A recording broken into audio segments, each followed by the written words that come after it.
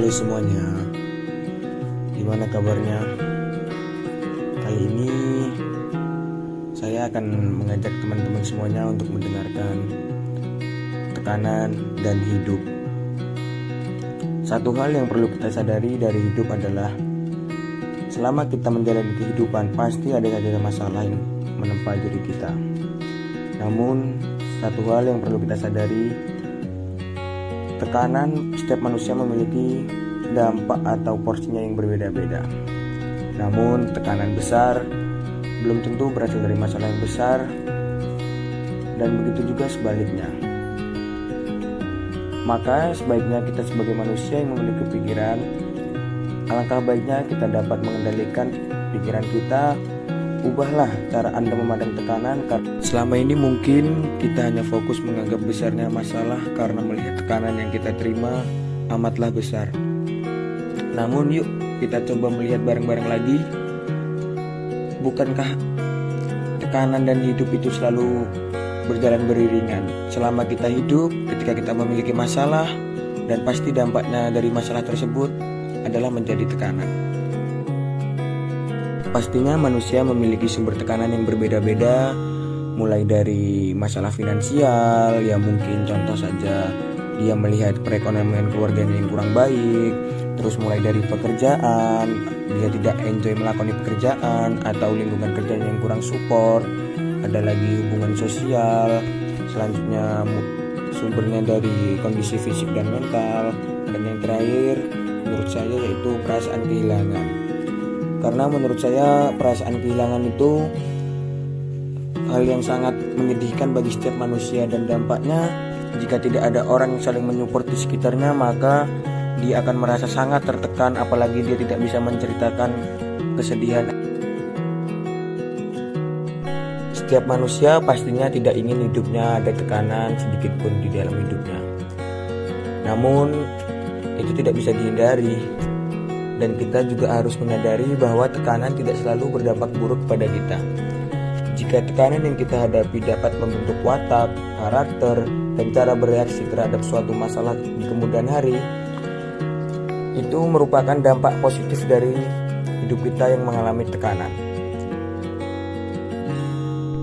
Tekanan memang tidak membuat nyaman siapapun yang menghadapi, tapi jika tidak disikapi secara positif, tekanan dapat menimbulkan dampak merugikan diri sendiri dan orang lain. Satu dampak yang ditimbulkan dari tekanan yang berlebih adalah gangguan suasana hati atau depresi. Orang yang mengalami depresi selalu murung dan tidak stabil secara emosi. Contohnya saja, dia tidak berselera makan, bahkan melakukan aktivitas apapun. Tidurnya kerap terganggu karena insomnia. Saat melakukan sesuatu ia tidak mampu berkonsentrasi. Akibatnya aktivitas harian dan hubungan dengan orang lain terganggu, bahkan pekerjaan pun berantakan. Memang tidak semua orang dapat menyadari dirinya terkena depresi. Mereka hanya merasa bersedih berlebihan yang tidak mudah pergi selama berminggu-minggu bahkan berbulan-bulan. Kepekaan orang-orang terdekat sangatlah dibutuhkan untuk menyadarkannya. Nah, itu tadi dampak buruk dari seseorang yang tidak dapat menyikapi tekanan secara positif. Nah, kita kembali lagi nih. Tekanan itu tidak selalu berdampak buruk ya teman-teman.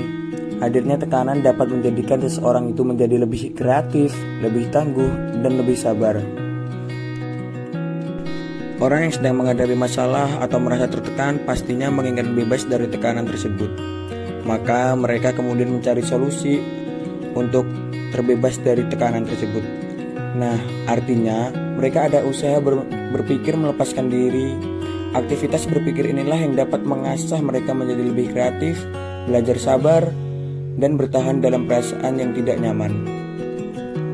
Apabila mereka dapat mengatasi tekanan tersebut dan dapat mengambil hikmah atau sisi positif yang dapat dijadikan pelajaran penting yang membuat mereka lebih tangguh menghadapi tekanan berikutnya, bahkan yang lebih berat dari tekanan yang sedang mereka hadapi.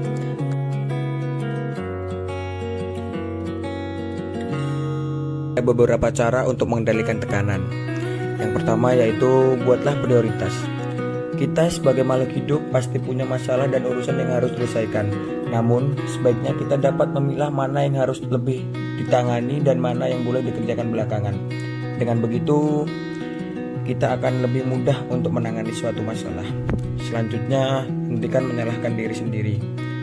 Ya, mungkin ini agak sulit, namun jika kita dapat berhenti menyalahkan diri sendiri dan berdamai dengan diri sendiri, maka itu akan terasa lebih ringan. Dan yang terakhir, ini merupakan cara yang paling ampuh menurut saya untuk mengendalikan tekanan, yaitu melakukan aktivitas yang membuat kita bahagia. Aktivitas yang dapat membuat kita bahagia tentunya itu dapat meringankan tekanan yang sedang kita hadapi.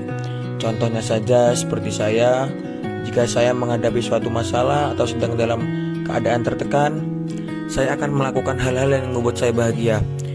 Ya, seperti saja saya itu keluar dengan teman-teman.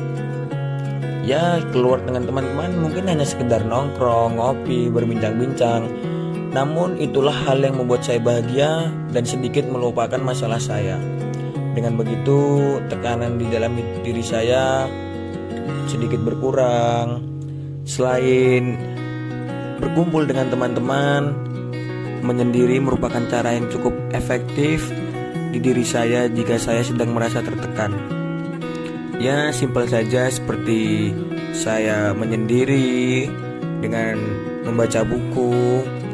Ya, seperti itu saja. Itu cukup membuat saya merasa bahagia dan sedikit meringankan tekanan yang berada dalam diri saya. Ya, mungkin pesan saya untuk teman-teman semua di luar sana yang sedang merasa tertekan, maka sebisa mungkin carilah teman terbaikmu, ceritakanlah apa masalahmu. Dengan begitu kita merasa masalah kita itu terbagi, bukan diri kita sendiri saja yang merasakan masalah tersebut. Selain bercerita dengan sahabat, maka lakukanlah hal-hal yang membuat kalian bahagia. Ya, mungkin cukup sekian pembicaraan yang dapat saya sampaikan. Jika ada tutur kata yang kurang berkenan atau tidak sopan, maka saya meminta maaf yang sebesar-besarnya. Ya, mungkin itu tadi. Sampai berjumpa di kesempatan lainnya. Terima kasih, salam sehat untuk kalian semua.